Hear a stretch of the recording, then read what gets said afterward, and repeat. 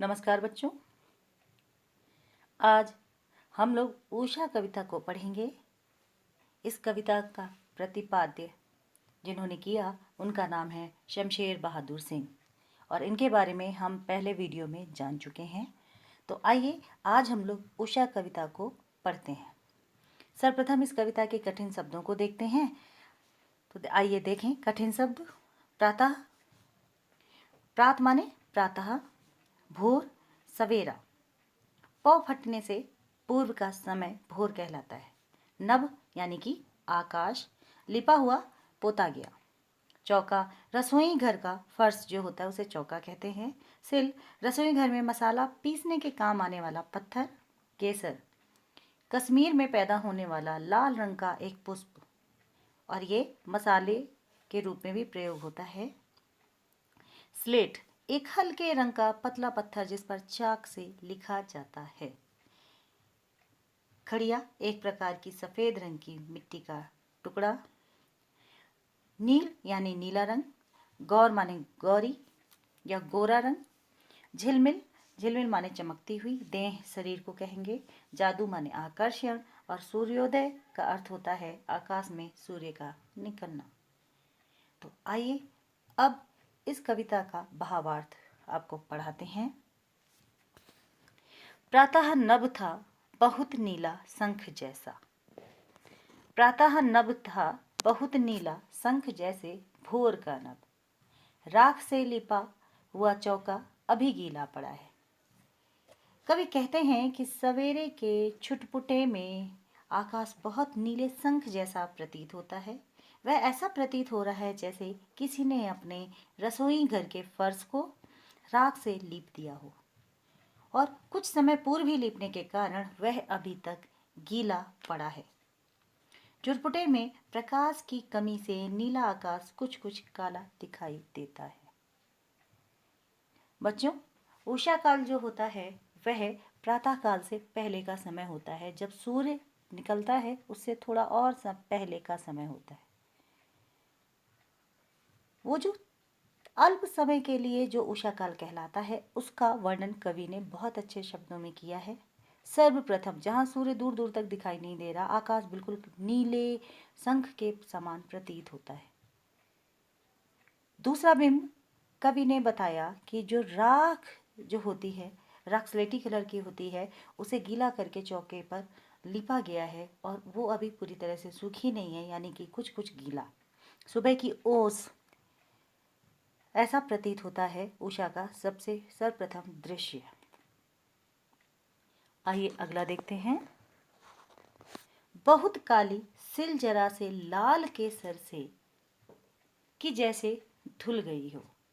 Slate पर या लाल खड़िया चाक से मल दी हो किसी ने। कवि आपका कहना चाहता है इस पंक्ति में कि जैसे बहुत काली सिल होती है जिसमें मसाला पीसते हैं घर में, तो सवेरे के झुरपुटे के कारण प्रकाश की कमी से नीला आकाश कुछ कुछ काला लग रहा है और उषा की लालिमा उस पर पड़कर सुंदर दृश्य उत्पन्न कर रही है। ऐसा लग रहा है जैसे बहुत काली सिल पर लाल केसर पिसकर उसको धो दिया गया हो। हल्की सी लालिमा जो रह जाती है सिल पर, वो यहाँ आकाश काली सिल तथा उषा की लालिमा लाल केसर है। यह दृश्य ऐसा लग रहा है जैसे काली स्लेट पर किसी ने लाल रंग की चाक मल दी हो। काली स्लेट पर आकाश तथा लाल चाक उषा की लालिमा को व्यंजित करती है। अगला बिंब जो कवि ने आपके सामने प्रस्तुत किया वह है नील जल में या किसी की गौर झिलमिल दें जैसे हिल रही हो और जादू टूटता है उषा का, अब सूर्योदय हो रहा है। ये तीसरा और लास्ट बिंब देखें। कवि कहना चाहता है कि भोर से नीले आकाश पर हल्की लालिमा पड़ रही है। ऐसा प्रतीत होता है जैसे नीले पानी में किसी सुंदरी का गोरा झिलमिलाता शरीर हिल रहा हो। सूर्य उदय होते ही उषाकालीन यह जादू भरा दृश्य समाप्त हो जाता है, अर्थात सूर्य का प्रकाश फैलने से उषा का हर क्षण परिवर्तित होने वाला रंग बिरंगा दृश्य दिखाई देना बंद हो जाता है। सरल शब्दों में कहें तो इन पंक्तियों में कवि ने इस तरह का आपके सामने दृश्य प्रस्तुत किया है कि एक नीला तालाब है, नीला जल यानी बिल्कुल शुद्ध निर्मल जल से परिपूर्ण है, और उसके पास एक कोई गोरे रंग की स्त्री खड़ी है। जिस प्रकार पानी में प्रतिबिंब दिखाई देता है, इसी तरह से गौर स्त्री का प्रतिबिंब उस पानी में झिलमिल देह उसकी दिखाई दे रही है। और उसके बाद सारा का सारा जादू टूट जाता है, ये सारे बिंब अपने आप हट जाते हैं, क्योंकि इतने समय सूर्योदय का उदय हो जाता है। छोटी सी कविता है, और इस छोटी सी कविता में बिंबों के सहारे कवि ने बहुत बड़ा जादू उत्पन्न करने का प्रयत्न किया है। बच्चों, आइए इस कविता का कथ्य जानते हैं।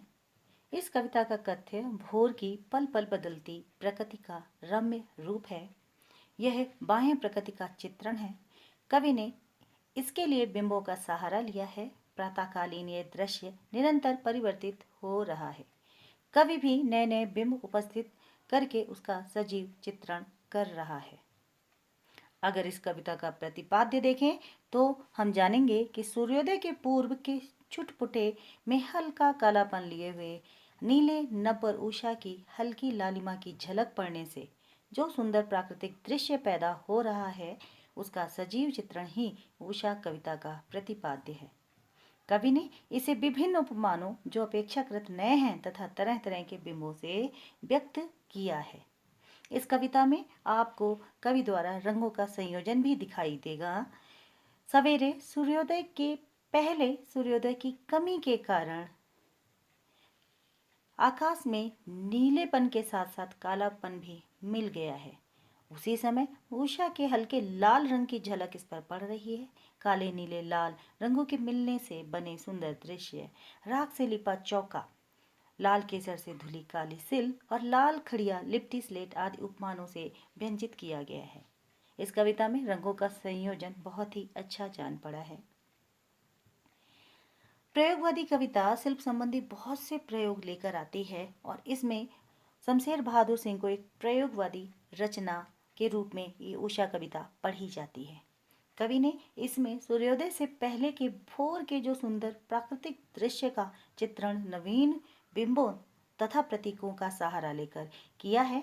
राख से लिपा हुआ चौका, केसर से धुली काली सिल, लाल खड़िया, चाक से मली स्लेट आदि प्रतीक तथा बिंब ही कवि के भावों के चित्रण के समान सजीव रूप दे रहे हैं।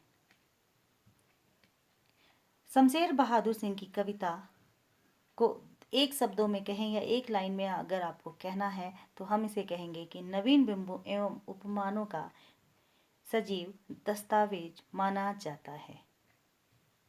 प्रयोगवादी काव्य शैली में कवियों द्वारा पहले से चले आ रहे बिंबों तथा उपमानों के स्थान पर सर्वथा नए बिंबों का प्रयोग किया गया।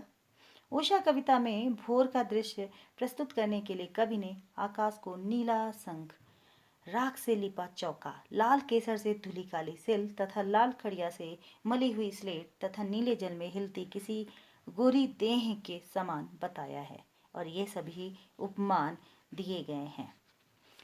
इस कविता की भाषा शैली को देखें तो हम पाएंगे कि इसकी भाषा सरल, सुबोध, भावानुकूल, खड़ी बोली है। इसमें कवि ने सरल तथा छोटे छोटे शब्दों का प्रयोग किया है। प्रस्तुत काव्यांश की शैली चित्रात्मक है। कवि ने बिंबों का सहारा लेकर भोर के प्राकृतिक सौंदर्य को सजीव कर दिया है।